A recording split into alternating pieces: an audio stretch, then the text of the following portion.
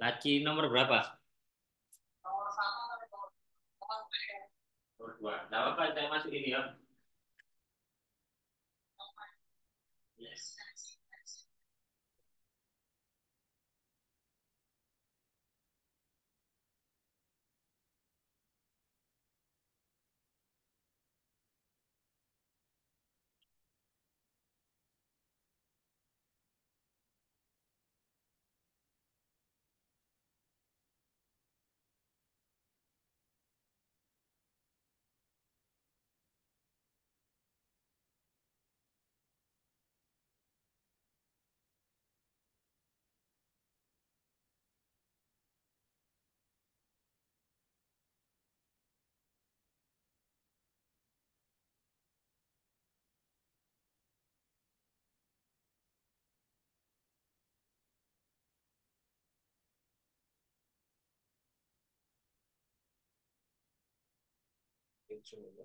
Hmm?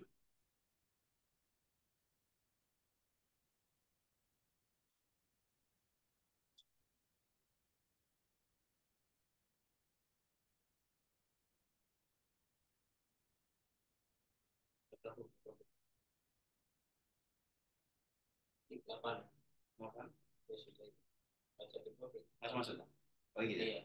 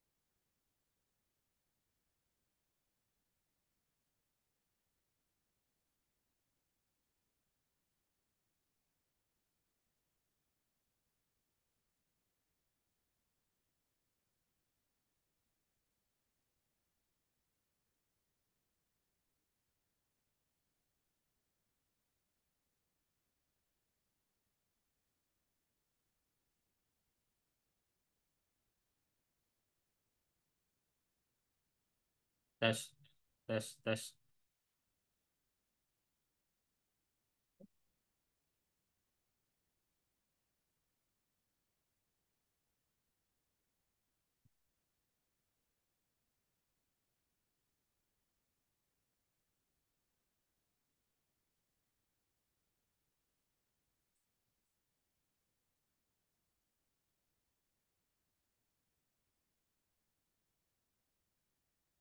Harusnya begitu.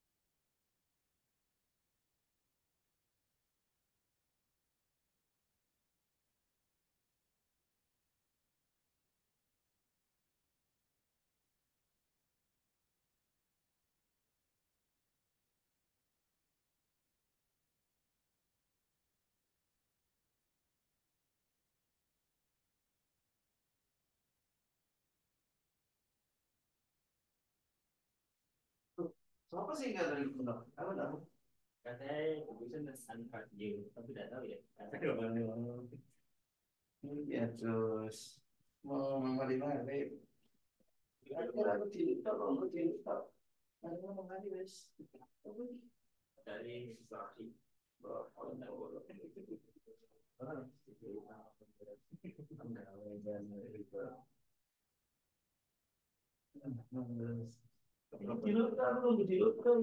Baru mulai. Iya, ini dulu, coba mereka waktu. Terus baru berangkat. Kita tahu baru berangkat. Iya. Ustaz, Ustaz bikin ketinggalan bikin ngikuti. Iya. Meeting. Apa? 10 tidak deh. Iya.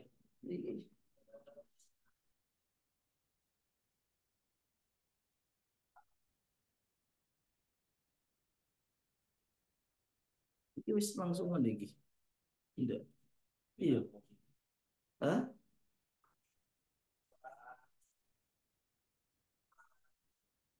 Memang masih ada yang enggak bisa.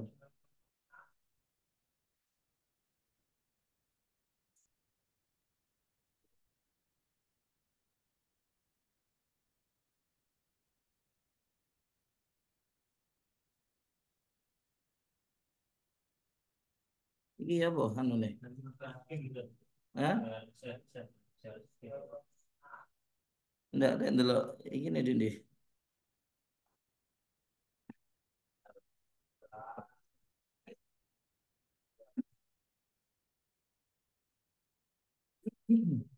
Anu, sekarang.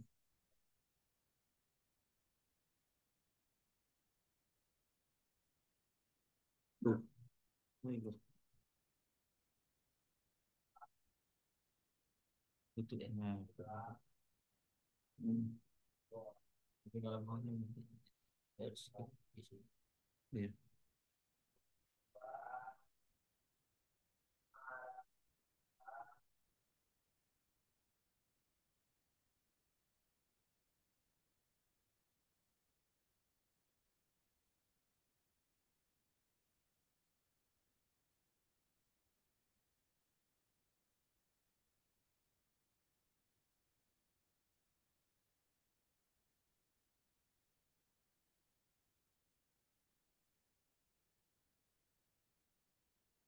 Iki wis langsung nge-share lah, langsung ambil.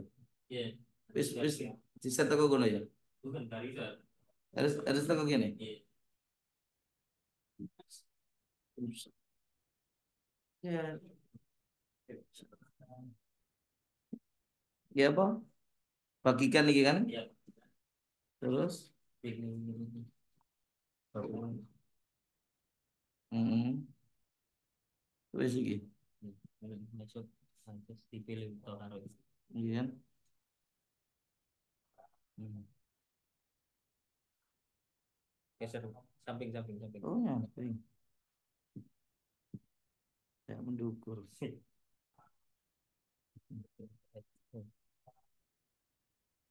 Hmm. Biar bisa nangis bisa.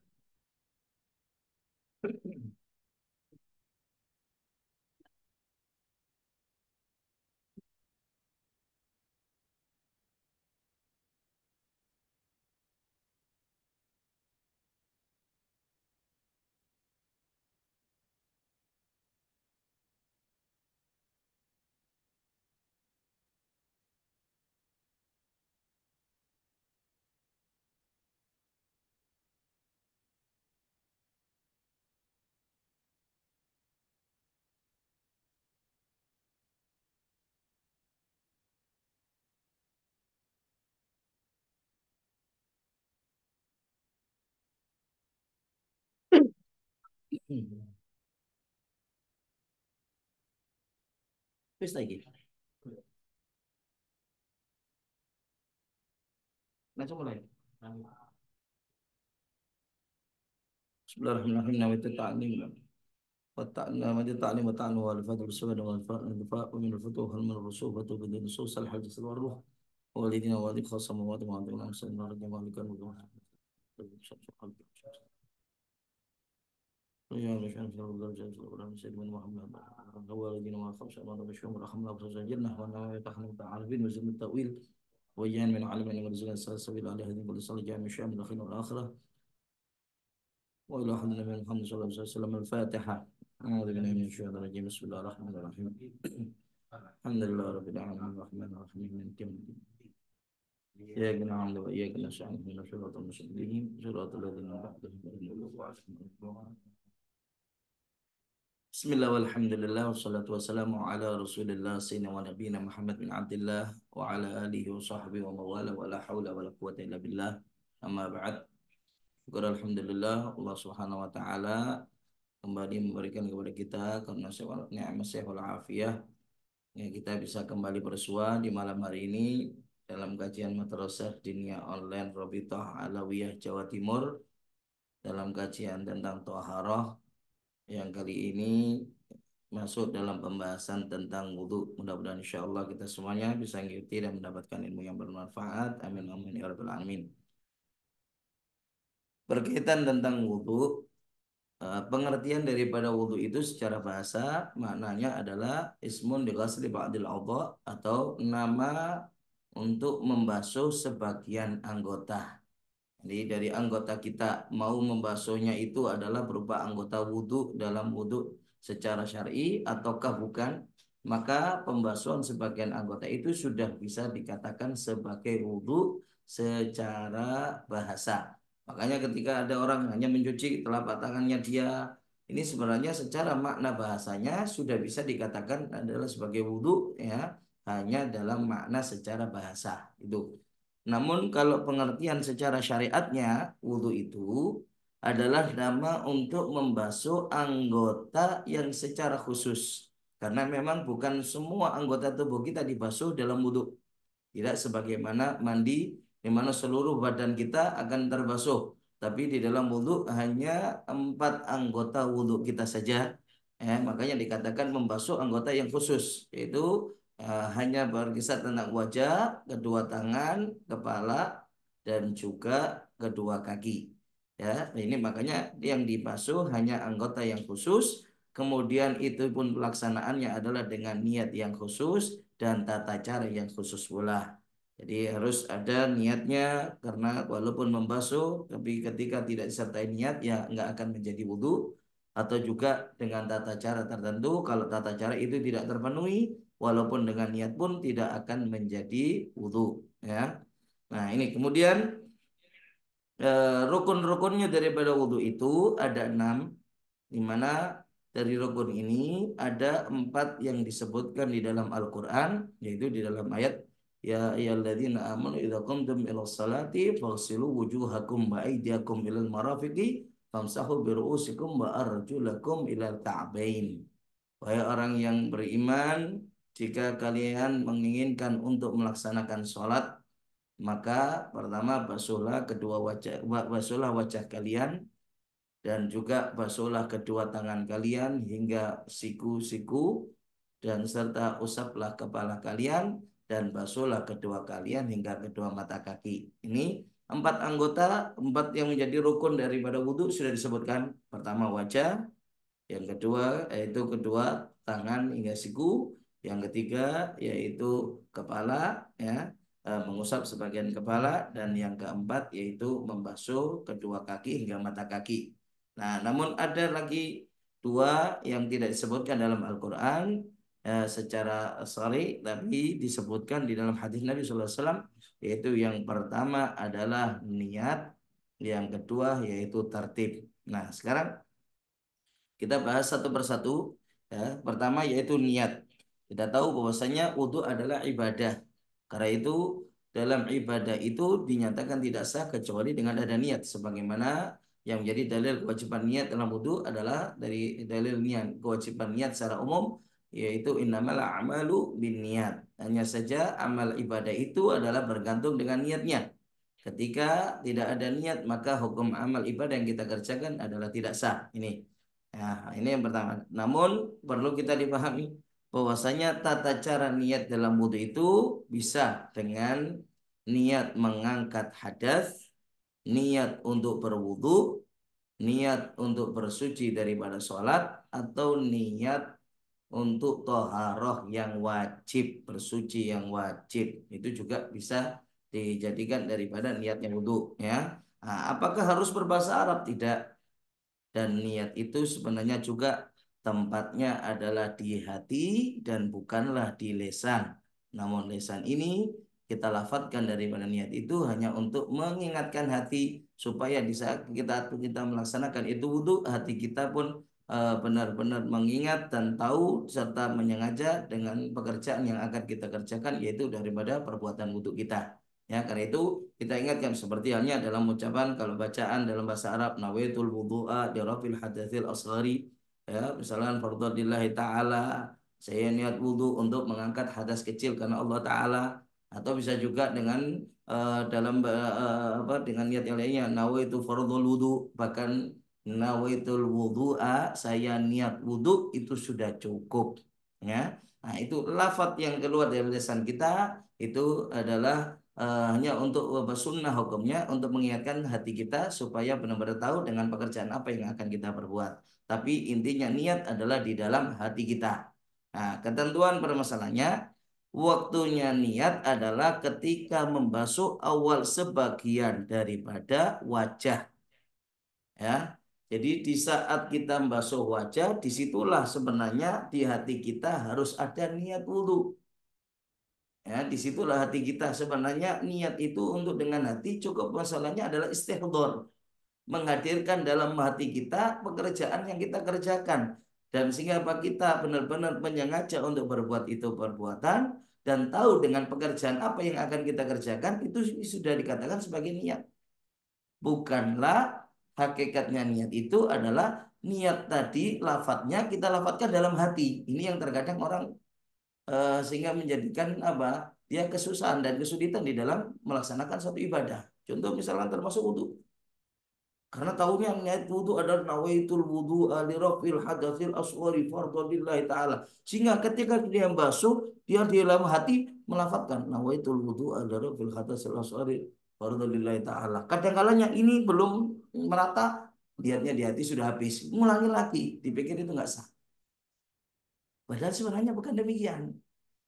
Anda melafadzkan nawaitul wudhu itu sebenarnya Pak, saya menyengaja wudhu. Sekarang tahu kalau kita mau wudhu, tujuannya untuk mengangkat hadas. Itu sebenarnya itu sudah niat, ya.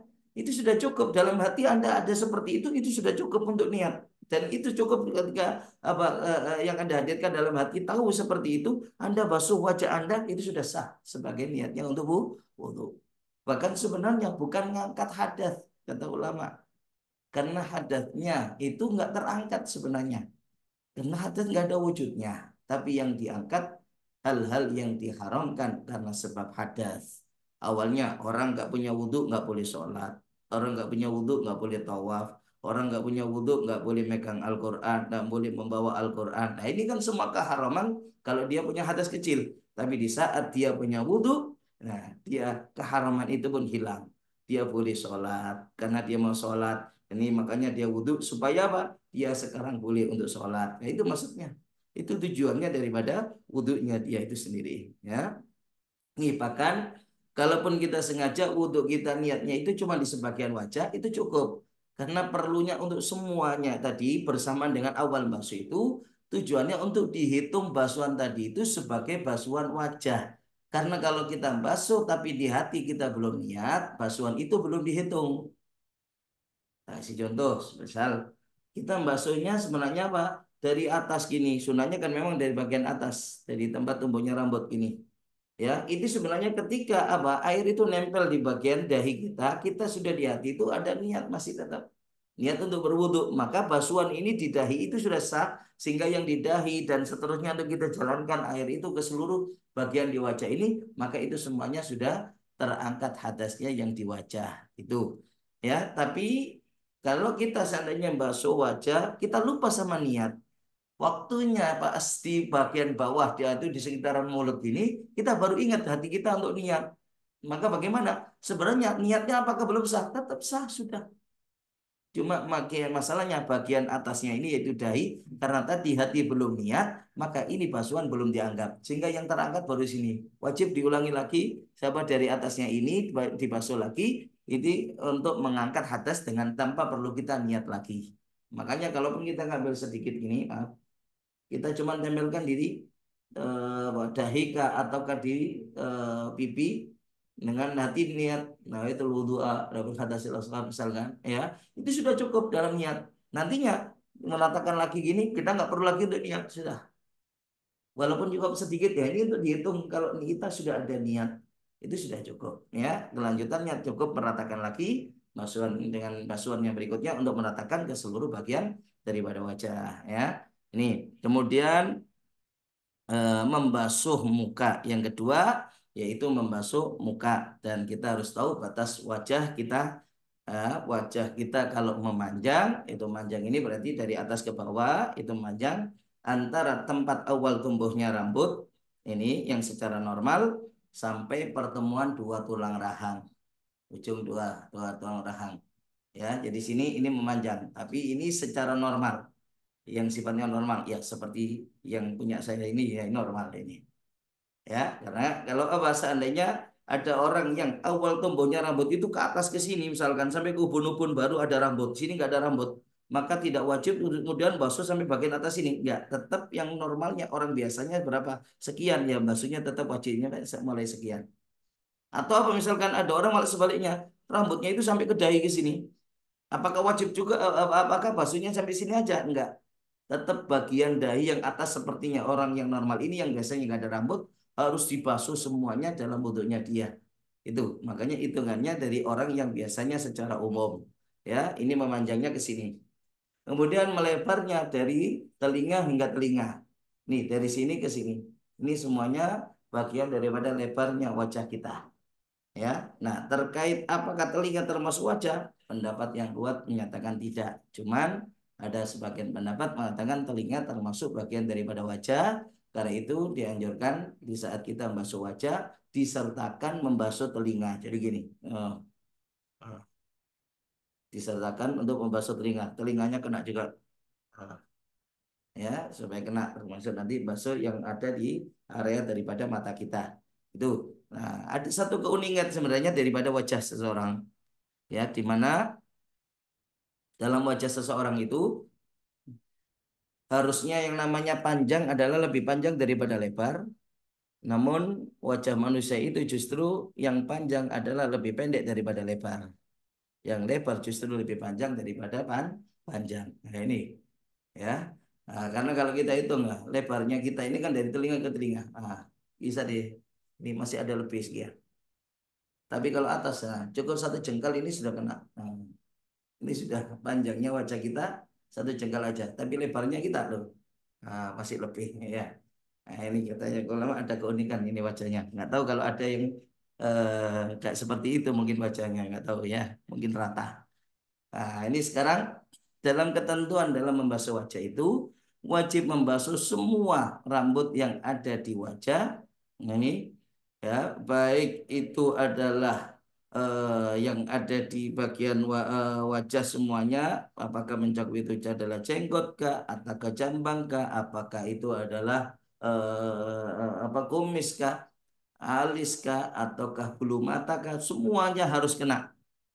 Semuanya harus kena, ya. Tapi di sini sebenarnya semua mau itu adalah tebal atau tipis wajib dibasuh keseluruhannya bagian daripada itu rambut yang ada di wajah kita beserta kulitnya harus terkena basuhan daripada air wudhu kita. Itu ketentuannya, ya, kecuali dua hal, yaitu jenggot dan cambang tapi bagi kaum laki-laki. Namanya jenggot ini yang di sini tumbuhnya di pertemuan dua tulang rahang, ini namanya jenggot.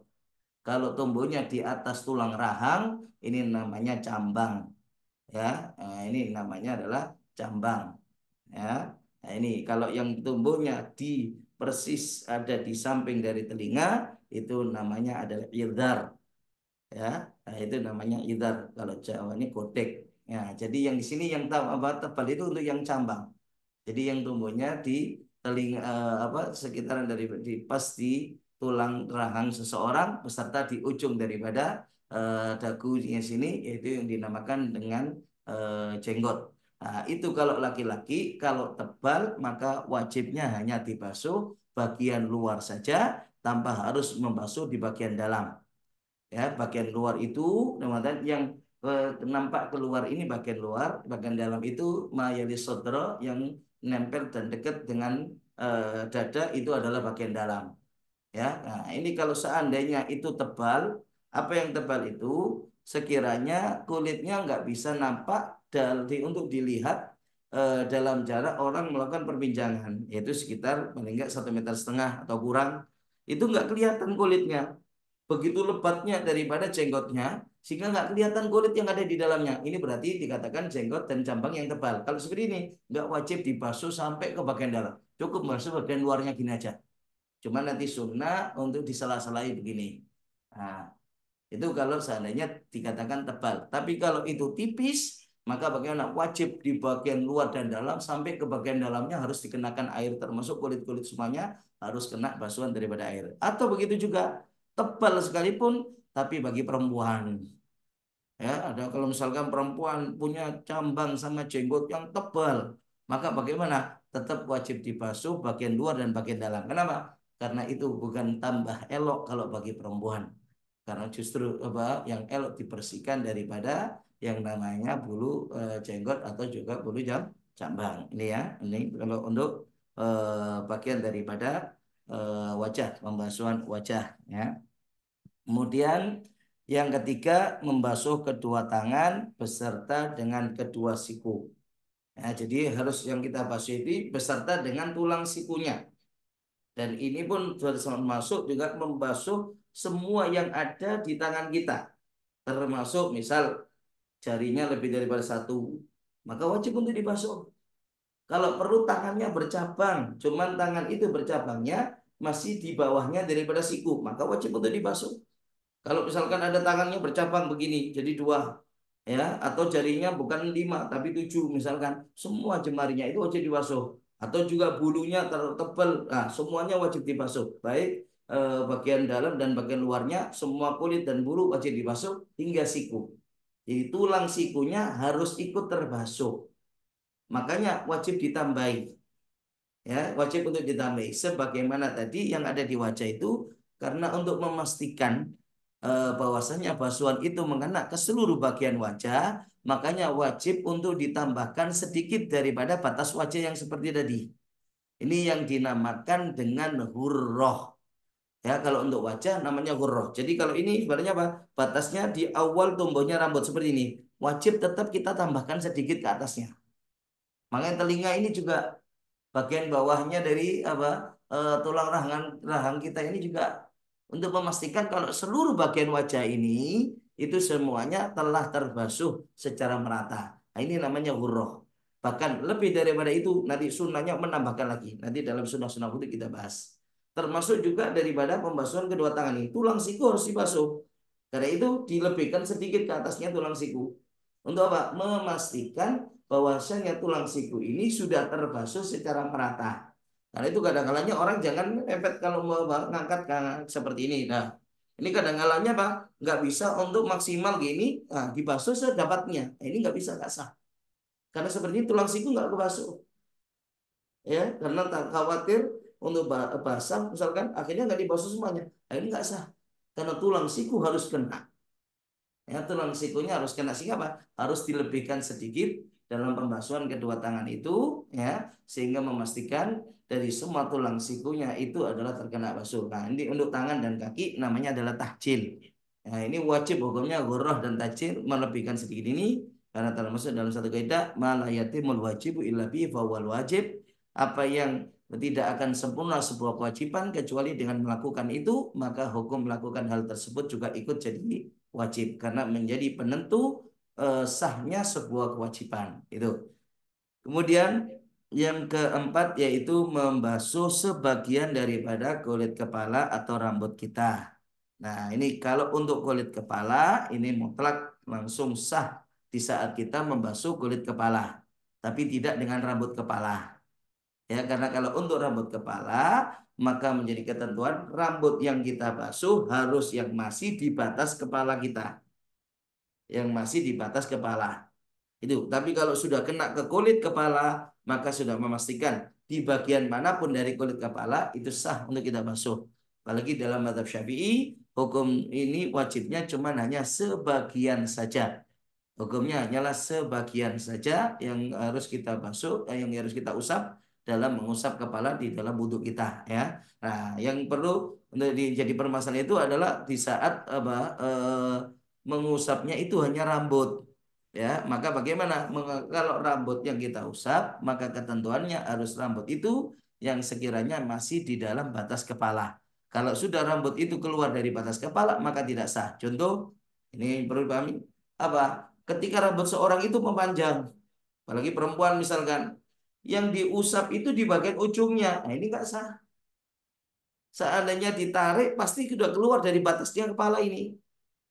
Ya, walaupun misalkan orang itu, misalkan rambutnya itu ada di apa di atas seperti halnya misalkan orang yang keribu, ya, ini orang yang keribu, tapi yang dibasuh bagian atasnya. Cuman kalau itu rambut ditarik, nah, akan memanjang karena keribu kan ini nggak kelihatan. Kelihatan seperti pendek, tapi sebenarnya panjang. Kalau ditarik memanjang, bahkan keluar dari batas kepala sampai ke wajah gini. Nah, itu sudah nggak sah. Jadi harus makanya sekiranya ngusapnya kalau bisa memastikan sampai kulit kepala juga ikut kena untuk memastikan kalau telah terusap daripada bagian kepalanya dia. Itu dalam urusan mengusap kepala, ya. Jadi ini seluruh di bagian kepala itu boleh, walaupun apa di depan, di bagian belakang boleh. Ya, bahkan termasuk yang di bagian belakangnya, bagian putih yang di belakang telinga itu termasuk bukan yang sebelah sini daun telinga, enggak, tapi yang bagian belakangnya ini itu termasuk bagian kepala kata para ulama, sehingga ngusap di situ pun juga boleh. Dan untuk mengusap ini bukan harus usapan, ya, tapi disiram pun, digoyur dengan air pun juga boleh, atau juga hanya dengan kita mendiamkan tangan kita yang sudah basah di atas kepala kita walaupun tidak digerakkan dan digeser pun juga boleh. Jadi cuman gini, ya, itu juga boleh. Bahkan kalau perlu ada penghalangnya, yang penting basahan air yang di telapak itu tembus sampai mengena kepada rambut atau kulit kepala kita, maka itu juga tetap sah.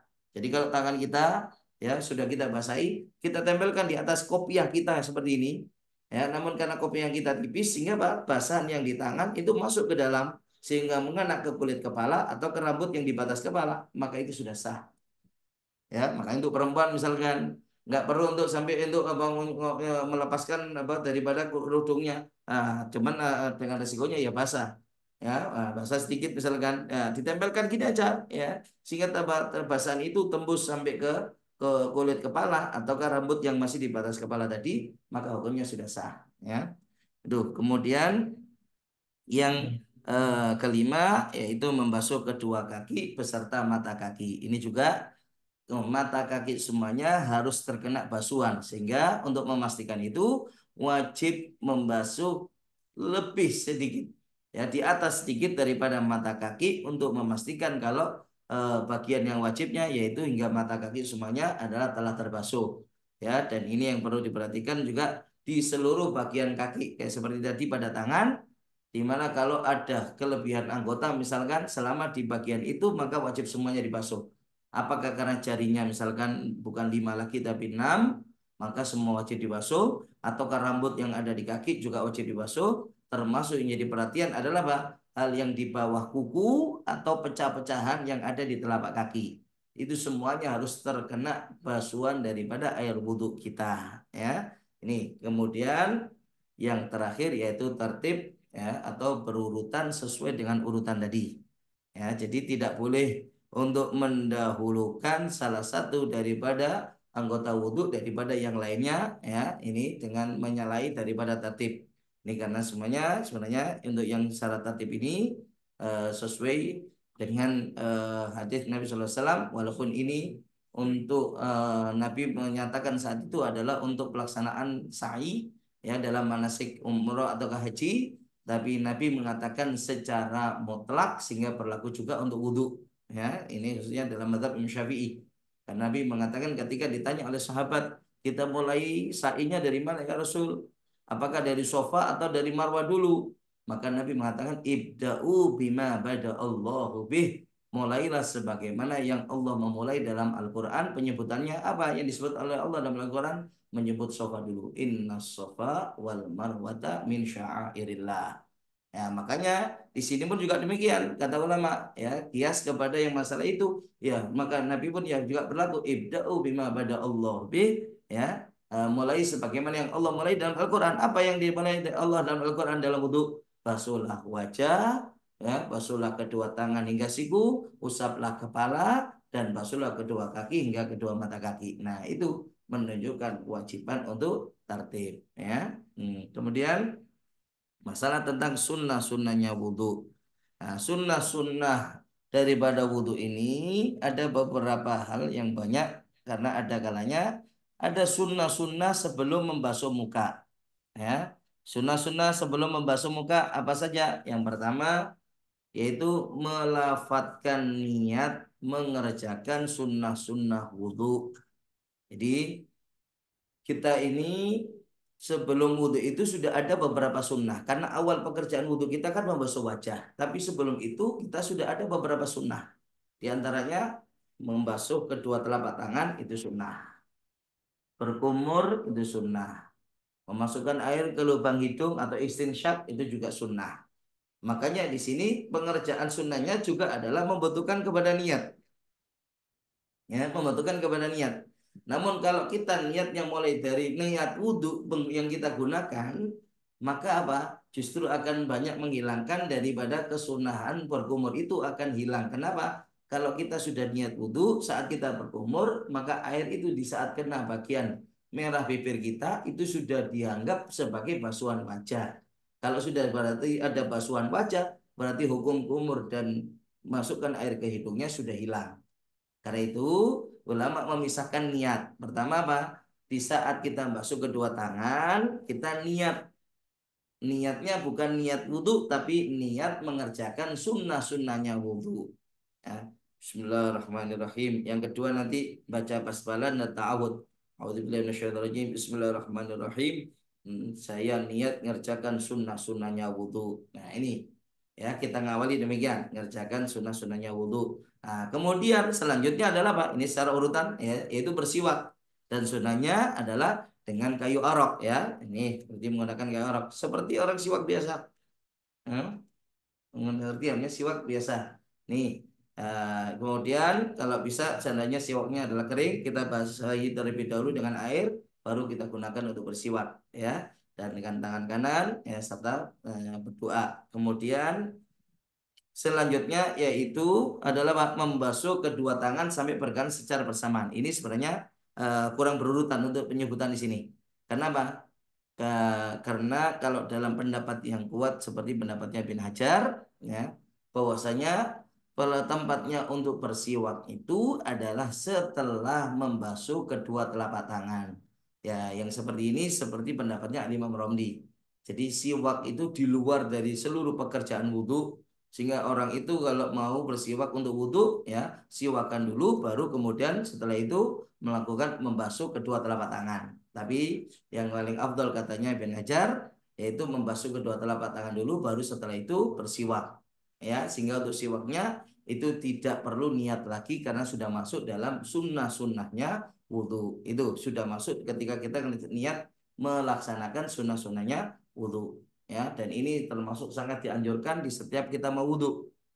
Karena dalam perintahnya Nabi SAW pernah bersabda, "Laula an asyukka ala ummati la amartum bisiwakin inda kulli shalah wa fi riwayah inda kulli wudu." Seandainya aku tidak khawatir akan memberatkan kepada umatku, maka aku akan perintahkan mereka untuk bersiwak setiap mau sholat harus bersiwak, setiap mau wudhu harus bersiwak, seperti itu.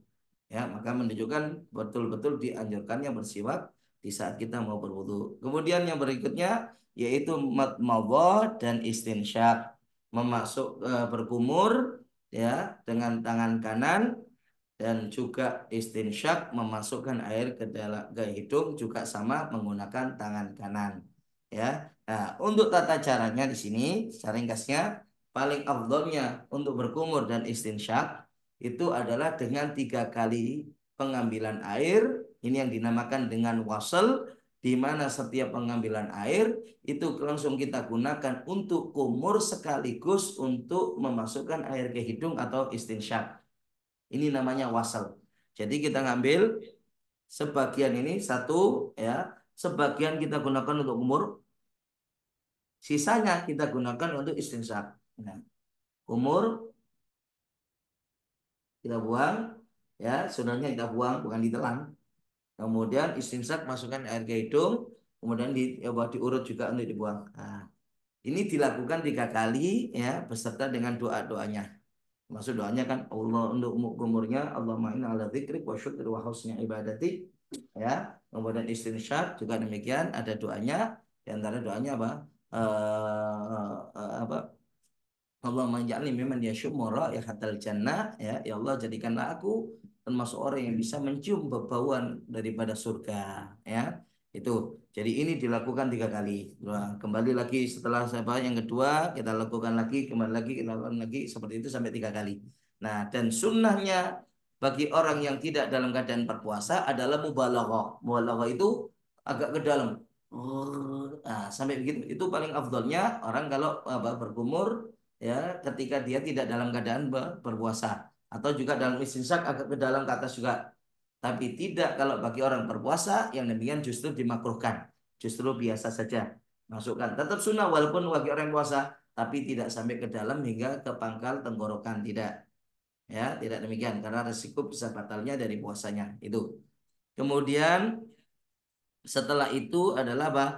Untuk istinsyarnya ini ya karena untuk memasukkan air ke hidung sunnahnya adalah dikeluarkan lagi ya termasuk kumur pun sunnahnya adalah kita keluarkan air kumurnya itu dan selanjutnya dia mengerjakan semua hal tadi adalah 3 kali semuanya tuh kemudian ada lagi sunnah-sunnah ketika kita membasuh wajah apa saja sunnah-sunnah ketika membasuh wajah yang pertama yaitu seperti tadi melafadzkan niat wudhu. Nah, lafadz ini dengan lisan itu sunnah karena yang wajib niat menggunakan hati kita menghadirkan pekerjaan yang akan kita kerjakan itu namanya niat dengan hati itu yang wajib.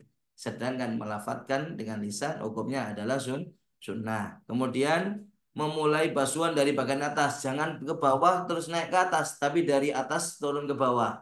Sehingga nanti air itu mengalir ke bawah sambil kita lanjut untuk mengusap dan meratakannya. Kalau ke bawah gini, nah ini ke atas lebih sulit karena air pasti jatuh ke bawah. Makanya dibasuhnya dari bagian atas dulu gini. Itu sunnahnya. Nah, nanti kan air mengalir ke bagian wajah kita, itu kemudian kita lanjut dengan meratakannya ke seluruh bagian wajah kita. Ya, itu yang afdol. Kemudian memperhatikan ujung mata, sebelah hidung dan ujung yang lainnya dengan jari telunjuk. Jadi ini ada lihab, ada mauk namanya. Mauk itu yang dekat dengan hidung, lihat yang bagian luarnya ini. Nah, itu kita gosokkan bisa dengan menggunakan jari telunjuk atau jari tengah dengan jari daripada jempol kita. Bisa gini. Nah, jadi setiap basuh, kemudian kita usap gini. Nah, kenapa demikian? Karena tempat celaknya kita itu termasuk anggota zahir yang harus kena basuhan air juga. Makanya kita juga ini memaksimalkan supaya air ikut mengena ke bagian yang biasanya dipasangi celak seperti ini. Itu karena termasuk anggota zahir yang harus kena air basuhan wudhu kita. Ya, kemudian setelahnya adalah mengusap kedua telinga. Ini seperti yang kita katakan tadi, sunnahnya mengusap juga telinga gini. Kenapa? Karena keluar dari pendapatnya ulama, dan menurut sebagian ulama mengatakan telinga ini termasuk daripada wajah. Telinga ini termasuk daripada wajah. Sehingga menurut sebagian ulama, telinga harus ikut dibasuh di saat dia membasuh wajah dalam wudhunya. Ya, kemudian memanjangkan hurrah. Ini tadi. Kalau yang hukum hurrahnya itu memanjangkan sedikit melebihi batas wajah itu wajib. Itu nggak boleh tidak boleh ditinggalkan, tapi harus dikerjakan. Hanya saja memanjangkan lagi itu yang hukumnya adalah sunnah. Tadi yang wajib ini, panjangkan sedikit ini wajib. Kenakan telinga sedikit ini wajib. Di bagian daripada tulang rahang sedikit ini adalah wajib. Tapi afdolnya sunnahnya ini loh agak naik ke atas. ya. Terus kemudian bagian bawah ini sofhatil unuk ini namanya. Ini juga dikenakan loh. Ini dipakai jempol kita loh meratakan. Nah ini sehingga rata. Sebenarnya batasannya sampai tulang rahang kita ini, tapi bagian bawahnya ini kena loh.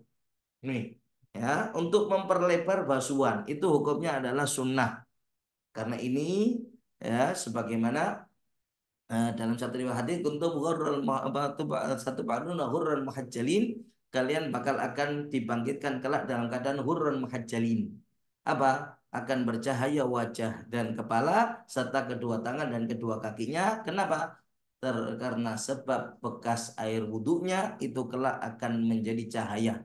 Nah, disitulah Nabi akan mengenali umatnya.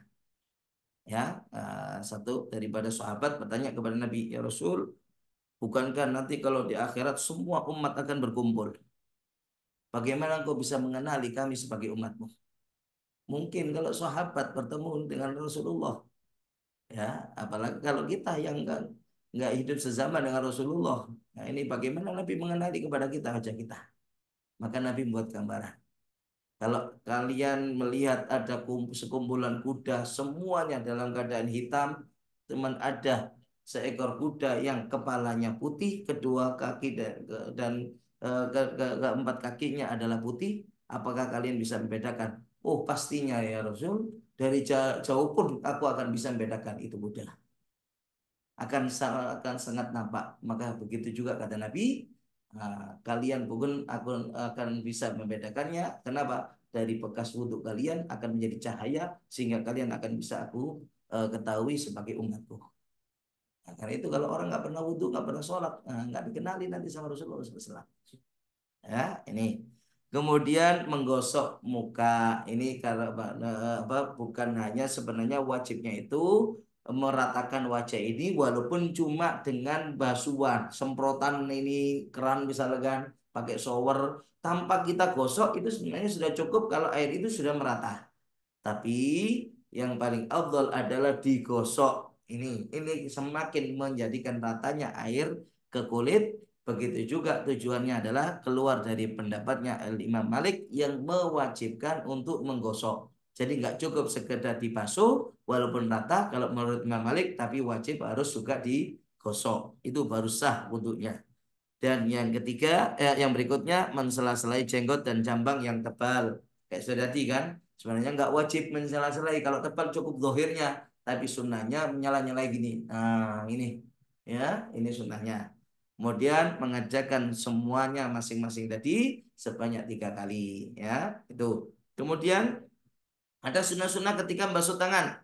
Apa itu sunnah ketika membasuh tangan? Memulai basuhan dari telapak tangan jika menuangkan air sendiri, jika dituangkan orang lain, ya termasuk dengan menggunakan keran, maka memulainya dari siku. Karena ini untuk yang paling memudahkan.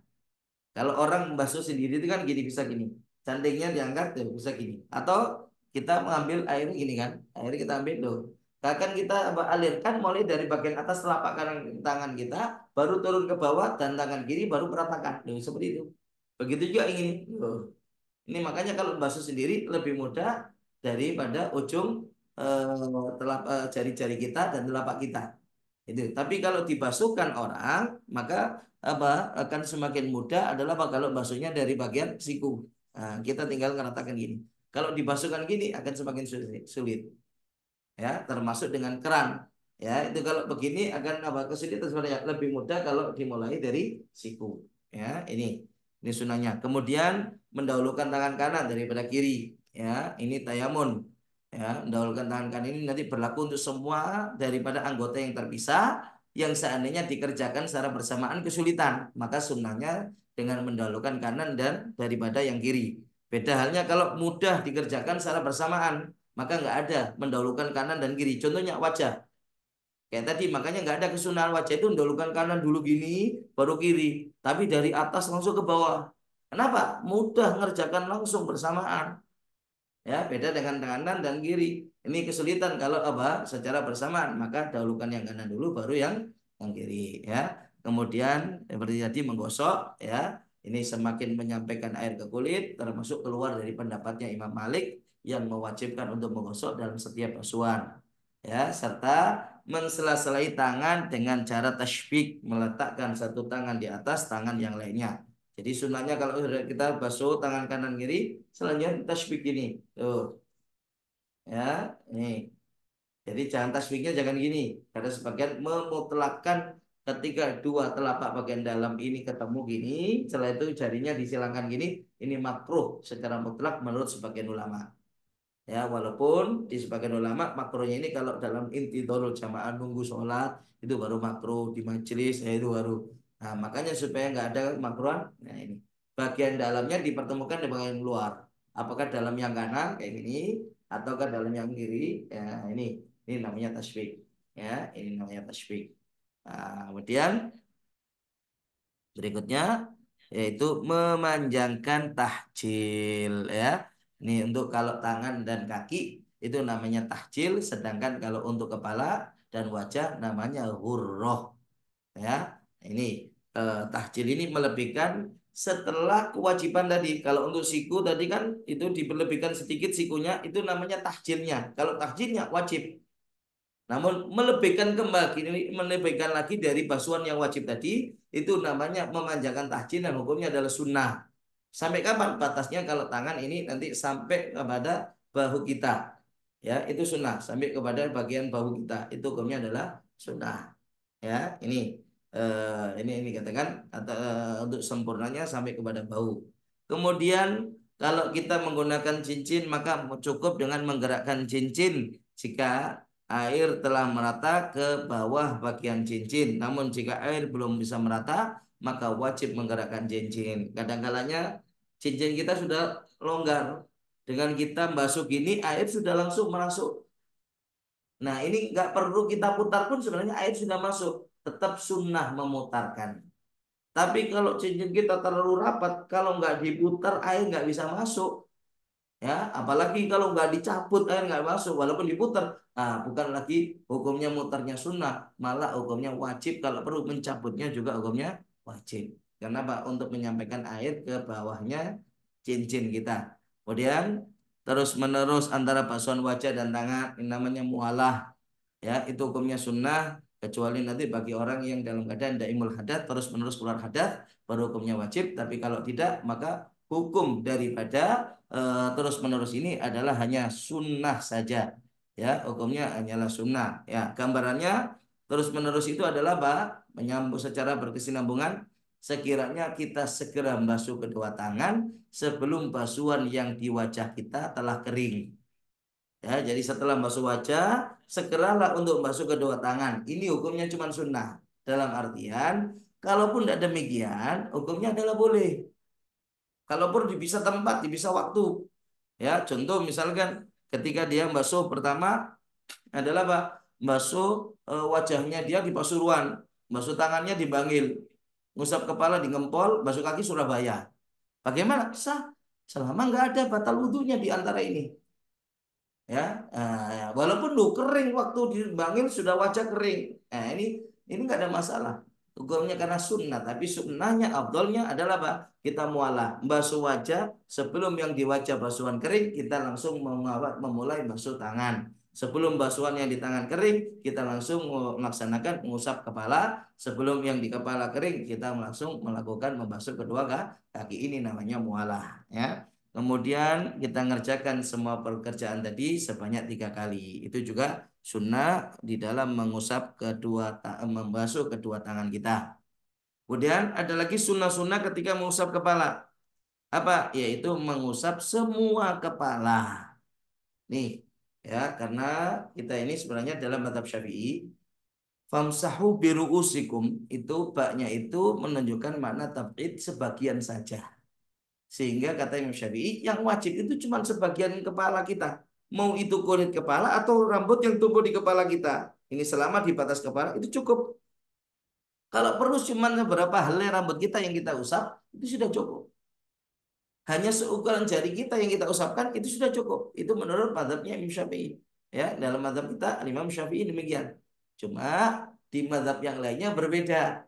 Di mazhabnya Imam Abu Hanifah itu yang wajib itu adalah seukuran yang namanya adalah apa rub'ul ra's, seperempat kepala. Itu atau yang seukuran nausia ubun-ubun kita. Ini ubun-ubun. Ubun-ubun ini atau seukuran telapak tangan kita ini kalau kita tempelkan itu memenuhi semua ubun-ubun kita kena. Ini ubun-ubun. Bagian depan ini ubun-ubun. Ini seperempatnya kepala kita. Makanya dalam mazhab Imam Abu Hanifah wajibnya itu seukuran ubun-ubun dalam artian tidak harus ubun-ubun yang dibasuh, tapi seperempat kepala yang harus kena.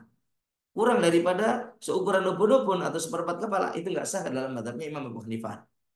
Bahkan kalau menurut Imam Malik menyatakan wajibnya semua kepala. Karena famsahu birusikum huruf baknya birusikum itu bak zaidah sehingga maknanya famsahu ruusakum. Usaplah semua bagian kepala kalian. Makanya mengusap ini adalah wajib. Semuanya dinyatakan wajib. Bagi kita sunnah tapi afdolnya tetap mengusap semuanya. Kenapa? Pahalanya semakin besar, tidak ada satu helai rambut pun yang terusap oleh tangan kita kecuali dicatat pahala oleh Allah Subhanahu wa taala. Nah, caranya bagaimana? Ini, meletakkan kedua ibu jari di atas pelipis ini. Menempelkan telunjuk dengan telunjuk yang lainnya seperti ini. Ya. Jadi gini, ya maaf. Ya. Yang kita contohkan ini. Kemudian setelah itu apa? Ketika sudah kemudian memulai usapan dari depan kepala sampai ke akhir kepala. Ini dijalankan ke belakang ini. Tuh. Ya, dijalankan ke belakang. Nah, kemudian kedua telunjuk itu ke depan kepala. Nah, ini kalau untuk rambutnya dia namanya rambut yang mungkolib. Nah, ini lihat disertai telinga juga ikut diusap. Ya, ini kenapa? Karena telinga itu nanti yang berikutnya mengusap kedua telinga ini karena menurut sebagian ulama telinga itu termasuk bagian dari kepala. Ya, bukan bagian dari wajah lagi tapi bagian dari kepala sehingga wajib untuk diusap juga menurut sebagian ulama. Ini cuman kalau untuk rambutnya yang panjang ya, kecuali nah kalau nantinya orang untuk rambutnya yang pendek maka nggak perlu dikembalikan lagi, cukup ke belakang aja. Atau perempuan walaupun panjang nggak perlu ya, apalagi orang yang gundul misalkan cukup hanya ke belakang ini aja nggak perlu dikembalikan lagi ke depan ya. Ini kembalikan lagi ke depan itu karena kalau rambutnya itu istilahnya mongkolib arahnya berbalik-balik, ada yang arahnya ke depan ada yang turun ke belakang. Nah itu kalau kita cuman ke belakang maka bagian belakangnya nggak kena kecuali kita tarik lagi ke depan baru keusap semuanya. Nah, makanya kalau orang yang sudah rambutnya pendek maka nggak perlu atau terlalu apa ataukah gundul apalagi cukup ke belakang termasuk perempuan walaupun panjang cukup ke belakang nggak perlu ditarik lagi ke depan ya akhirnya berantakan semua rambutnya kalau seperti itu perempuan ya. Nih kemudian sunahnya lagi mengerjakan semuanya itu sebanyak tiga kali semuanya ya. Nih kemudian yang berikutnya yaitu sunnah-sunnah setelah mengusap kepala apa mengusap kedua telinga ya 9 kali. Jadi telinga itu sebenarnya totalnya 12 kali apa 15 kali. Satu telinga ini 15 kali. Nah, 15 kali cuman itu sudah dicicil. 3 kali bersama dengan basuh wajah, tadi sudah dapat 3. 3 kali bersamaan dengan ngusap kepala barusan, sudah dapat 3 berarti 6. Kemudian 3 kali lagi ini yang murni khusus setelah ngusap kepala kita. Loh, ini ya. Cari telunjuk kita masukkan, kemudian digerakkan untuk mengikuti alur yang ada di dalam, dipatahin dalam, kemudian jempolnya mengusap bagian luarnya gini. Nah, ya mengusap bagian luarnya nah ya dengan doanya juga ya. Terus kemudian ada lagi itu sudah 9 berarti tambah 3 lagi telapak tangan kita basuh ini namanya istidharon. Nah hanya kita gini nah, diulangi 3 kali berarti dapat 12 ya kurang lagi 3 kelingking kita basahi cukup kita masukkan gini kita diamkan ya. Ada satu kaidah itu di apa riwayat dari Sayyidah Aisyah kata Rasulullah wahai Aisyah jika kamu ingin mendengarkan suara daripada sumber yang ada di dalam surga maka saat kau wudhu ya basahi kelingking kamu masukkan ke telinga kamu dan diamkan sebentar maka suaranya seperti itulah itu adalah suara gemuruhnya daripada sumber karena nanti itu sungainya itu langsung keluar dari sumber minuman kita itu langsung dari sumber ya. Itu ada sumber yang berupa susu, sumber yang berupa air bersih putih, ada sumber yang berupa khamar bahkan ya. Ini semuanya ada min khamir ladzatil syaribin ya, min labanin musaffa, ada min asalin musaffa yang sumber yang daripada madu. Nah, itu semuanya dari sumber. Nah, itu gemuruhnya itu ketika kita seperti ini. Nah, itu kita akan mendengarkan ya suara yang ada di dalam surga. Itu. Kemudian dari tambahan Imam Rafi'i dari Imam Ghazali bahwasanya sunnah untuk mengusap tengkuk setelah mengusap telinga ini, tengkuk ini ya dilakukan juga 3 kali. Kemudian ada sunnah-sunnah ketika membasuh kedua kaki. Apa? Pertama memulai basuhan dari jemari kaki.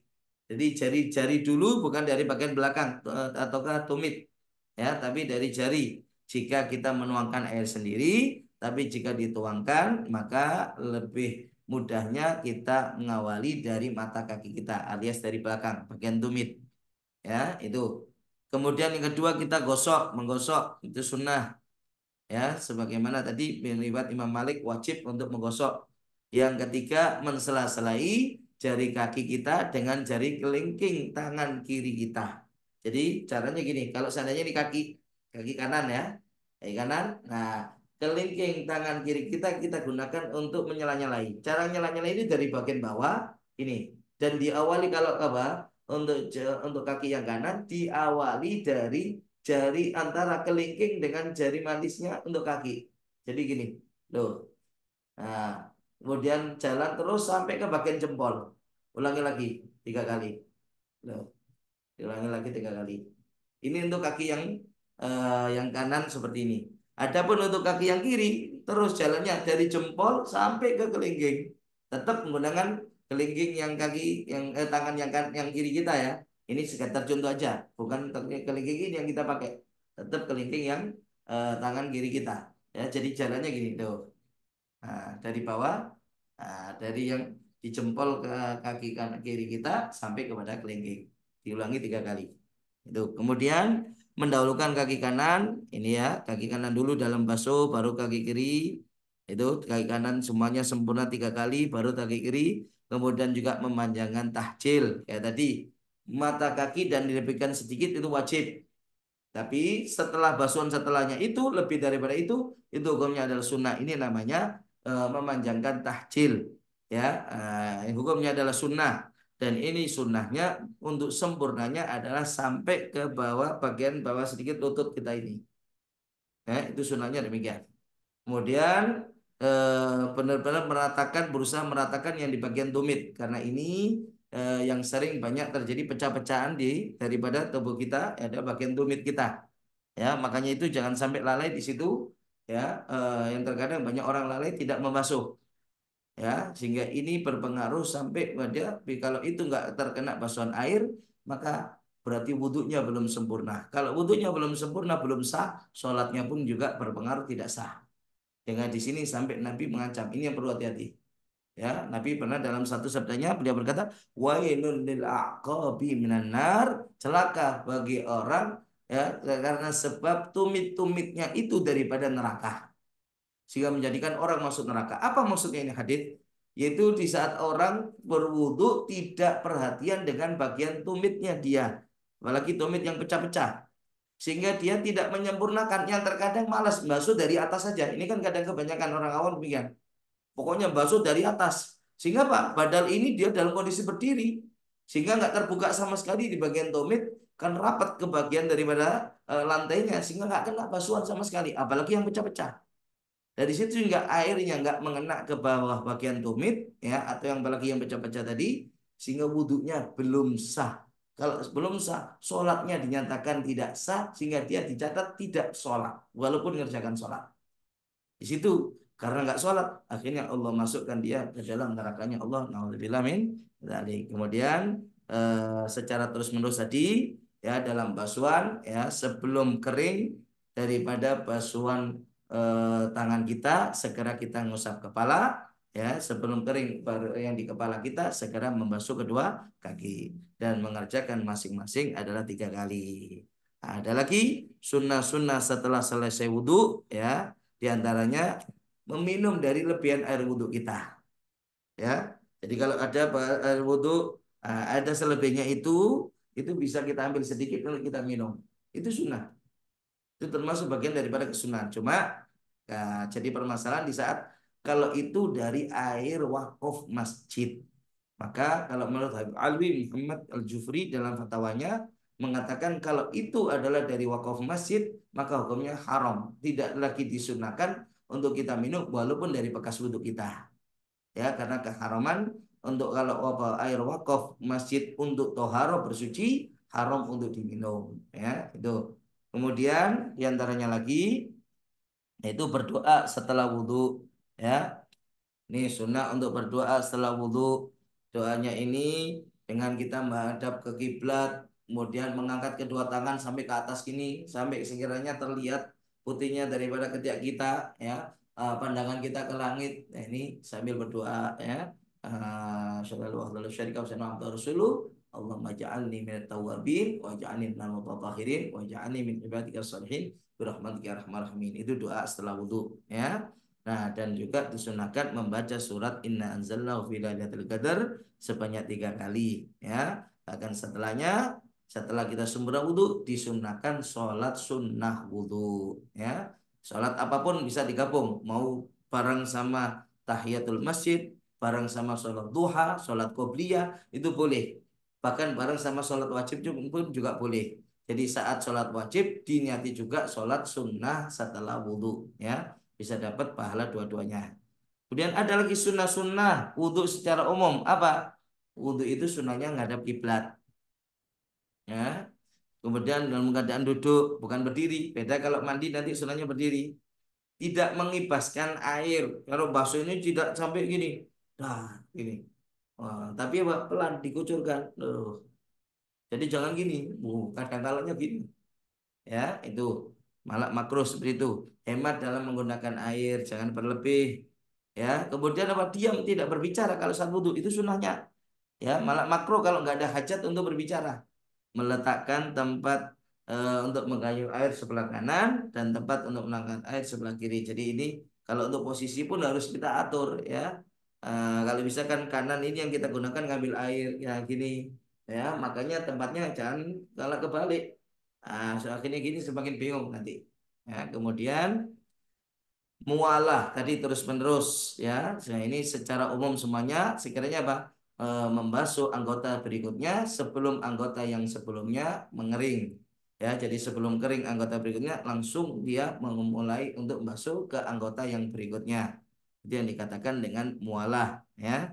Nah, tapi itu sebelum kering itu kalau dengan pertimbangan normalnya suhu, ya, normalnya udara serta daripada untuk kondisi fisiknya dia, mentalnya dia. Karena kadang-kadang kan kalau orang lagi emosional bisa panas sehingga cepat kering yang ada di tubuhnya.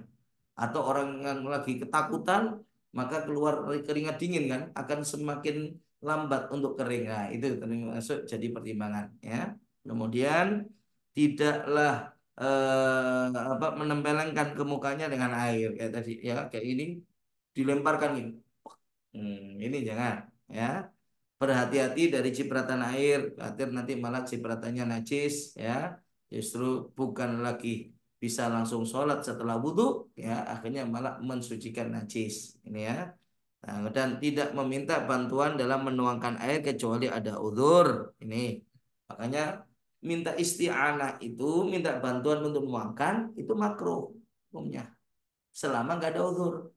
Makanya kalau bisa kita laksanakan sendiri, nuangkan pun itu adalah sendiri. Kecuali kalau kita nggak mampu, maka bagaimana? Nah, bolehlah kita untuk menuangkan karena tangan kita misalkan nggak bisa dua-duanya, ya, yang bisa cuma satu misalkan, ya. Nah, sehingga satu ini kita gunakan untuk gosok. Nah, maka berarti kita perlu untuk dituangkan ke orang lain. Nah, ini kan ada masalah. Kemudian tidak mengeringkan air bekas wudhunya dengan handuk kecuali kalau ada uzur. Ya, kalau kita nggak ada uzur, maka bagaimana? Biarkan ini tetap dalam kondisi basah. Ya, ini adalah bekas ibadah kita. Itu akan bernilai di sisi Allah Subhanahu wa taala. Nah, karena itu mengeringkan seperti ini dengan handuk itu hukumnya malah makruh kecuali kalau ada uzur. Contoh, uzurnya musim dingin atau daerah pegunungan, kalau tidak langsung dianduki tambah menjadi kedinginan dia yang dia rasakan. Apalagi di daerah salju, ya. Malah mungkin bisa jadi salju di wajahnya semuanya. Jadi es semuanya di wajahnya. Makanya kalau seperti itu jadi udzur ya. Boleh untuk kita segera mengeringkan atau termasuk udzur adalah apa? Kalau kita setelahnya adalah langsung melaksanakan tayamum. Nah, itu maka bisa jadi udzur juga bagi kita. Ya, bisa jadi udzur juga bagi kita seperti itu. Kemudian tidak melebihi 3 kali basuhan atau usapan, begitu juga tidak mengurangi juga daripada basuhan dan ucapan. Kalau 3 kali, 3 kali semuanya, jangan lebih dari 3, jangan kurang dari 3. Lebih dari 3 atau kurang dari 3 itu makruh, ya. Nah, bahkan itu kalau pakai air sendiri atau milik orang lain dengan izin makruh. Kalau pakai air wakaf masjid hukumnya lebih, itu justru jadi haram ya. Kalau kurang itu makruh ya. Kalau kurang itu makruh. Kalau lebih kan itu dari air wakaf malah justru adalah hukumnya haram. Serta yang berikutnya yaitu air wudhunya kalau bisa tidak kurang dari 1 mud. 1 mud itu sekian. Walaupun memungkinkan wudhunya Nabi sekian. Ya, itu sudah lengkap tiga-tiga semuanya. Itu sudah 3 kali 3 semuanya. Mulai basuhan telapak tangan, kumur, istinsyak, basuh wajah 3 kali, tangan 3 kali, gosok kepala 3 kali, ya, telinga dan kaki juga dibasuh semuanya 3 kali. Itu hanya dengan 1 mud sekian. Ya, kok bisa? Nah, mungkin lah, nggak masuk akal. Ya, kalau kita mau membandingkan itu kalau dengan pertimbangan kulitnya seperti kulitnya Nabi. Nah, masalahnya kulitnya Nabi lebih halus daripada sutra paling lembut sedunia. Ya, makanya kalau jadi pertimbangan lihat, kalau ada marmer paling halus, kita satu timba mungkin bisa meratakan itu sampai satu ruangan besar pun bisa rata. Tapi kalau itu kita siramkan satu timba ke jalan raya aspalan, ya mungkin hanya berapa meter persegi saja sudah habis satu timba. Begitu juga perbandingan kulit kita dengan kulitnya Nabi. Yang sebenarnya kalaupun kita mau memaksakan, memungkinkan. Contohnya apa? Air sekian kita masukkan ke dalam plastik, kita ikat, kita tusuk dengan jarum di ujungnya. Nah, kita sudah bisa membasuh walaupun sedikit-sedikit seperti itu. Yang penting ada aliran air, itu sudah cukup dinamakan membasuh. Dan itu bisa cukup juga untuk sampai seluruh anggota tubuh kita.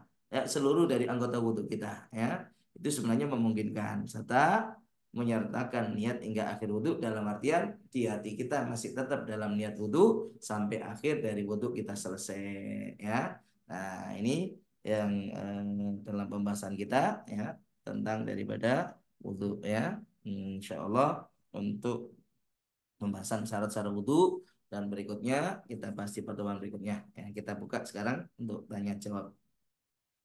Silakan.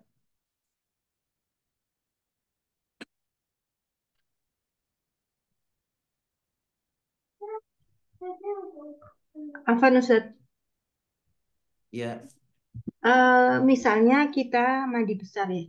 Terus setelah kita mandi besar itu ternyata ada bagian kulit kita yang kena cat misalnya. Nah, itu batasnya kita masih bisa membersihkan catnya terus kita sempurnakan itu sampai kapan Ustaz? kurang jelas ini tadi. Oh, kurang jelas. Nah, ya. Ya, Ada jadi setelah basuhan ada yang lecet apa?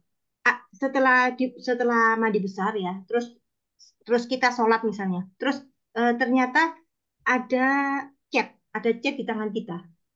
Gitu. Oh, Nah, itu itu kan kalau kita bersihkan catnya, terus kita apa namanya, kita basuh. basuh lagi sama air kan nggak apa-apa kan Ustaz ya. Iya. Cuma pertanyaannya itu batasnya itu sampai kapan Ustaz? Antara dia mandi, misalnya kalau misalnya gini ya, kita mandi besar, terus habis itu Hmm. udah selesai, terus kita keluar keluar rumah, terus baru tahu, oh ini ada cat di tangan. Nah, gitu gimana Ustaz? Ya, ya. Sudah paham. Ya, jadi gini, tatkala kita sudah wudhu, kemudian bahkan kita sudah sholat, atau kita bahkan sudah mandi besar, kemudian kita sudah mengerjakan sholat, setelah itu kok kita dapati ada pada tubuh kita ini ada cat. Ya, yang jelas itu di anggota yang harusnya kita basuh. Ini kan bukannya cat, ini kan pastinya menghalangi air wudhu atau air mandi kita kan untuk ke kulit. Ini bagaimana? Nah, ini sebenarnya perlu diperhatikan jadi gini. Kalau kita kira-kirakan kira-kira untuk cat itu adakah kemungkinan terkena di anggota tubuh kita ini setelah kita sudah wudhu? Ataukah itu tidak ada kemungkinan kecuali hanya terkenanya sebelum kita wudhu atau sebelum kita mandi? Kalau itu memang, tidak ada kemungkinan untuk setelah wudhu atau setelah mandi. Ini kenanya sebelumnya. Kenapa? Saya ke proyek, saya ke tempatnya tukang. Saya ikut bantu ngecat tadi.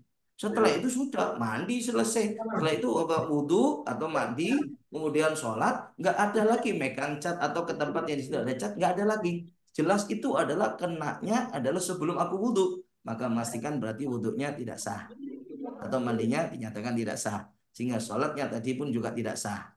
Nah, namun bedanya kalau seperti ini bagaimana yang kita sampai batas kapan kita untuk tahu? Loh, kalau perlu berhari-hari, ya berarti mulai awal wudhu yang kapan itu kena kira-kira kemudian kena cat ya harus digodoi semuanya.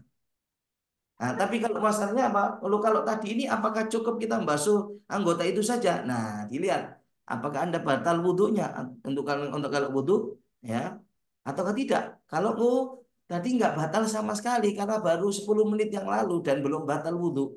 Nah, kalau wudhu gini, karena wudhu itu wajib tertib, maka kalau itu kenanya di tangan, maka cukup kita bersihkan yang di tangan, kita basuh yang kena catnya itu, selanjutnya neruskan untuk apa anggota setelah tangan. Apa? Ngusap kepala, basuh kedua kaki. Nggak perlu wudhu dari awal. Kalau wudhu kita sebenarnya tidak batal karena nggak melakukan hal yang membatalkan wudhu misalkan. Ya cukup untuk bersihkan, dibasuh, kemudian kita ngusap kepala ini karena setelah tangan kan ngusap kepala, ya, kemudian basuh kedua kaki, kita ngulangi sholat. Tapi kalau itu dari mandi besar, ya bukan dari wudhu tapi dari mandi besar, maka cukup kita bersihkan dan kita basuh itu aja dengan niat ngangkat hadas besar. Ya, kita basuh itu aja. Setelahnya bisa langsung wudhu, bisa langsung sholat. Loh, nggak perlu wudhu, enggak. Yang penting wudhunya tidak batal. Kalau wudhunya sudah batal, enggak, tadi sudah batal, keluar angin. Ya sudah, ini kita bersihkan, kita basuh dengan niat ngangkat hadas besar. Selanjutnya kita wudhu. Ya, wudhu ya dari awal seperti wudhu biasa, baru kita bisa untuk mengerjakan sholat. Nah, namun ya tadi ini kalau nggak ada kemungkinan terkena cat kecuali sebelum wudhu. Kalau ada kemungkinan, oh ya sangat memungkinkan karena tadi suami saya baru ngecat. Ya, baru ngecat. Ini bisa jadi setelah wudhu itu ketempel tadi kena. Jadi kena catnya itu setelah wudhunya, setelah mandinya. Maka dihukumi itu walaupun ada kemungkinan sebelum wudhu, ya sebenarnya secara hukum fikih dihukumi kenanya seperti kena setelah wudhu sehingga nggak perlu dan tidak wajib ngulangi sholat. Cukup kita bersihkan, ya, dan kita bersihkan, tapi kita sudah tetap dianggap masih punya wudhu. Bersihkan aja itu catnya, selesai, nggak perlu ngulangi sholat, sholatnya kita dihukumi sah. Karena dihukumi seperti halnya kita kena catnya setelah sudah wudhu. Ya, paham ini kira-kira ya. Kemudian Ya, paham Ustaz. Terima kasih. untuk berikutnya, Assalamualaikum Ustaz. Waalaikumsalam warahmatullahi. Tadi di dalam permasalahan mengusap rambut atau kulit kepala, di situ kata antum kalau perempuan boleh tanpa harus melepas jilbabnya Ustaz ya. Ya, Penting airnya yakin mengalir ke atas kulit atau rambutnya. ya, Apakah sama permasalahan dengan imamah Ustaz? ya. Apakah sama dengan permasalahan imamah ini? Sebenarnya itu semuanya adalah sama. Dalam mengusap apapun itu sama. Yang penting intinya dalam mengusap kepala itu menyampaikan basahan air ke kulit kepala atau ke ke rambut yang masih di batas kepala. Mau itu ketutup sama kerudung kah, mau ketutup sama kopiah kah, bagi laki-laki ketutup sama imamah kah, itu sama. Ya, itu sama demikian. Nah, cuman ada nanti itu kan dapatnya cuman sebagian. Tapi kalau mau yang sempurna, sebenarnya kita menyempurnakan itu nggak perlu dengan melepas kopiah atau melepas imamah kita. Makanya Pak, bisa karena kita imamah itu misalkan kita sedikit ke belakangan gini. Ini kan sudah anggota yang bisa cukup untuk kita usap dalam wudhu kita. Makanya kita usap gini. Loh, ini sudah kena wajibnya. Selanjutnya langsung usapkan sempurnanya itu di atas imamah kita. Nah, kembali kan selesai sudah dapat ngusap sempurna daripada kepala kita. Itu sudah dapat. Tapi wajibnya dikenakan dulu ini. Nah, ini setelahnya itu sempurnanya di atas daripada imamahnya kita. Walaupun untuk yang ini, oh enggak kena itu mungkin enggak ada masalah. Ya, enggak ada masalah. Ini beda dengan untuk yang wajib. Kalau wajib di atas imam misalkan ya harus sekiranya karena enggak ada sama sekali ketutup semuanya gini, ya harus sekiranya basahan yang di tangan kita ini meresap hingga mengena ke kulit kepala atau rambut yang di batas kepala. Itu baru. Tapi kalau untuk penyempurnaan enggak perlu kita menyelepas imamah. Bahkan kalau perlu basahan itu enggak mengena ke bagian kulit yang di bawah atau ke rambut kita, tetap enggak ada masalah. Yang penting wajibnya sudah kena. Jadi gini. Loh, sudah kena wajibnya. Nah, kesempurnaannya di atasnya imamah atau di atas kopiah seperti ini. Ini nggak ada masalah. Perempuan pun juga demikian. Ya, ini misalkan kan dibuka sedikit aja ujung kerudungnya. Ini kena sudah, langsung ke belakang di atas kerudungnya, selesai. Itu sudah dapat kesempurnaan daripada mengusap seluruh bagian kepala. Ya, bisa dipahami ini ya.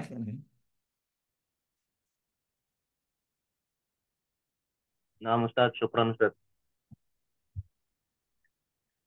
Apa Ustaz? Kalau mau tanya, kalau misalnya ada kotoran di bawah kuku Ustaz, yang kira-kira itu bukan dari luar, maksudnya dari keringat apa apa ya? Kotorannya itu ada sendiri gitu loh. Itu gimana kalau dibuat wudhu Ustaz? Kadang-kadang kita kan lupa nggak potong Di kuku kuku. gitu. Ya. Nah, ya, kotoran di kuku ini bagaimana? Nah, itu ada perbedaan. Jadi gini, kalau kotoran itu kita tahunya adalah dari daki, bahasa Jawanya bolot ya. Nah, dari daki yang alias itu dari kulit sebenarnya, maka hukumnya nggak ada masalah. Nggak perlu kita bersihkan, itu sudah cukup, itu boleh. Namun kalau kotoran itu bukan dari daging, karena dari tanah, dari debu, atau apalagi misalkan daripada yang lainnya, maka wajib kita bersihkan karena yang di bawah kuku itu termasuk anggota zahir yang harus ikut terbasuh oleh air wudhu kita atau air mandi kita. Ya, jadi harus dibersihkan. Kalau kita nggak bersihkan, maka ketika kita langsung wudhu, kita langsung mandi, maka nggak sah hukum mandinya atau wudhunya. Ya, itu nggak sah. Nih, kecuali cuman ulama mengecualikan kalau dinyatakan itu terlalu sulit. Contohnya terlalu sulit itu tuh bagi orang yang terus-menerus terkena. Seperti apa?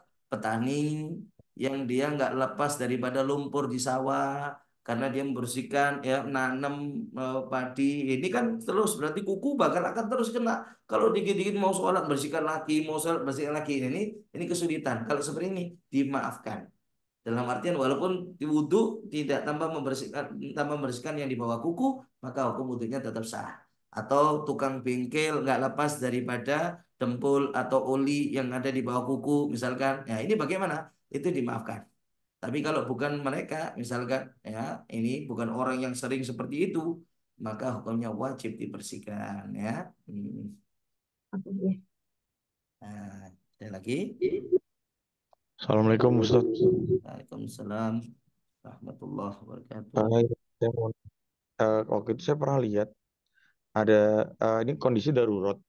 Jadi pada saat wudhu itu menggunakan 1 gelas air mineral, Ustaz.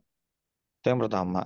Nah, itu hukumnya gimana? Terus untuk eh, saya pernah lihat orang wudhu itu dari ujung rambut itu disambungkan langsung ke kuping. Itu bagaimana, Ustaz? Jadi apa? Dari ini rambut yang depan kepala ini, di dahi itu langsung disambungkan ke telinga. Heeh. Itu bagaimana Ustaz hukumnya? Maksudnya untuk ngusap yang rambutnya itu gitu. Gitu. Ya, maksudnya dari rambut dari dahi dikebelakangin ke tengkuk langsung nyambung ke telinga. Mm. Ya itu masih masih maksudnya kurang-kurang ini. Yang jadi permasalahan itu apakah yang rambut itu yang diusap dalam wudhunya dia atau bagaimana? Oh, enggak jadi gini. Kan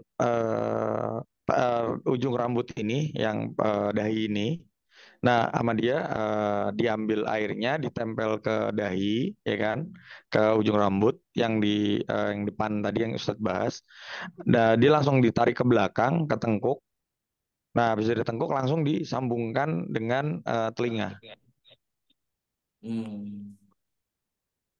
Seperti itu, Ustadz. Jadi ini iya.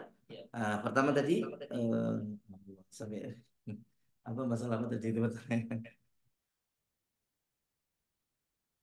Apa tadi masa pertamanya? La ilaha illallah. Darurat ini berwudu dengan 1 gelas air mineral.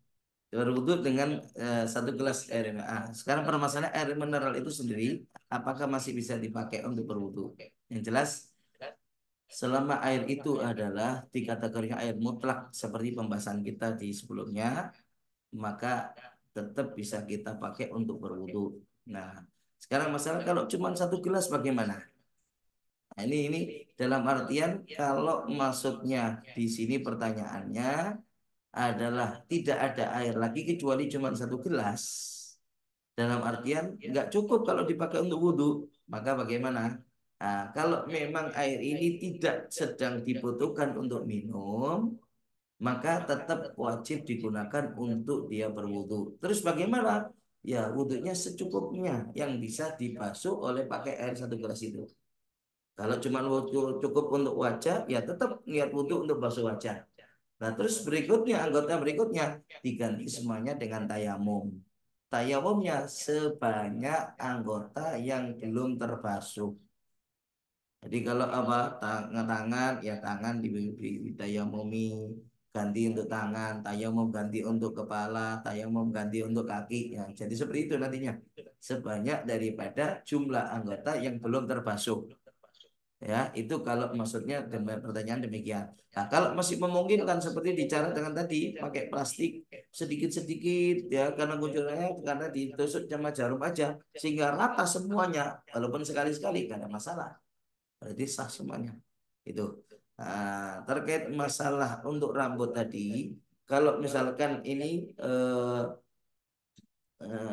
sebenarnya apa ya kurang-kurang masih paham kurang paham betul sama yang dipertanyakan ini. Jadi yang di sini ditarik kemudian dijadikan satu sama mengusap telinga. Apakah maksudnya itu ini dalam rangka mengusap wajah, basuh wajah, mengusap kepala, ataukah membasuh telinga? Itu yang sebenarnya masih dibingungkan sebenarnya tadi itu. Eh, mungkin bisa diperjelas lagi nggak? Oh, ini untuk yang proses membasuh kepala, Ustadz. Jadi basuh kepala.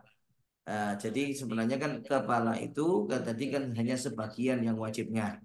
Kalau itu sudah terbasuh yang wajib, ya, yang sebagian aja, sebenarnya kan sudah cukup dan sudah sah. Ya, terkait misalkan kemudian ditarik untuk ke telinga gini, ya ini nggak ada masalah. Tapi yang jadi timbul permasalahan itu sebenarnya bagi wanita itu gini, ya, di luar daripada itu malah adalah apa? Rambut yang ada di godek. Ini masuk batas daripada wajah. Tapi yang di atasnya sini, ini kira-kira bisa kelihatan nggak? Kalau untuk yang di atas telinga ini masuk batasan daripada kepala. Ini rambut kepala. Nah, permasalahannya kalau rambut wajah wajib dibasuh. Kadang-kalanya ini yang justru perempuan itu, wah, rambut godeknya ini ditarik ke belakang telinga, sehingga kemudian dia basuh untuk basuhan wajah. Berarti ada rambut di wajah nggak kena basuhan. Harusnya ini ditarik dulu. Loh.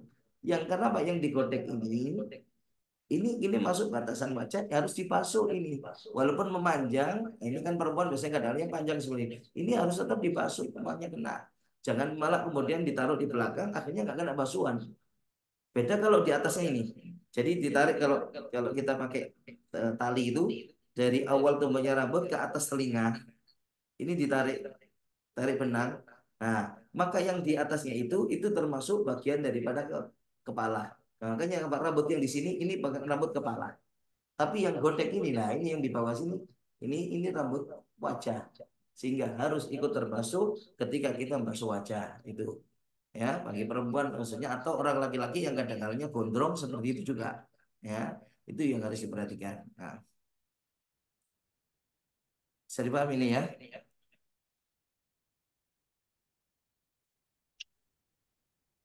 Baik Ustadz, makasih. Kira-kira ini sudah waktunya sudah cukup ya. Mungkin kalau memang ada masih pertanyaan bisa disimpan pertanyaannya untuk pertemuan yang berikutnya. Yang mudah-mudahan insya Allah memberikan manfaat. Amin. Amin. Al-Fatihah. Alhamdulillah.